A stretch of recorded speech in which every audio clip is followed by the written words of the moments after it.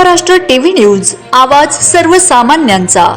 Breaking news. Bhadgaon Wadegaon हे 14 ते 15 हजाराची वस्ती असून बाजारात घाणीचे साम्राज्य व मोठमोठे खड्डे असून बाहेर गावाहून येणाऱ्या दुकानदारांनी येणे बंद केले आहे। काही दिवसात बाजार बंद करण्यात येईल अशी परिस्थिती निर्माण झाली आहे। गावात ग्रामसेवक 15 ते 20 दिवसात एक वेळेस येतो आणि कुणालाही न भेटता निघून जातो। गावात अशा अनेक समस्या निर्माण झाल्या आहेत। या समस्या कुणाकडे मांडाव्यात हे लोकांना कळत नसल्याने लोकांमध्ये भ्रम निराश झाला आहे। वाडेगावात प्रशासन बसविण्यात आले आहे, त्यामुळे 6 महिन्यापासून ग्रामपंचायतकडे कोणाचेही लक्ष नाही। सर्वसाधारण लोकांचे कामात अडथळा येत आहे आणि लोक नाराज आहेत अशी ही वाडेगावाची परिस्थिती निर्माण झाली आहे।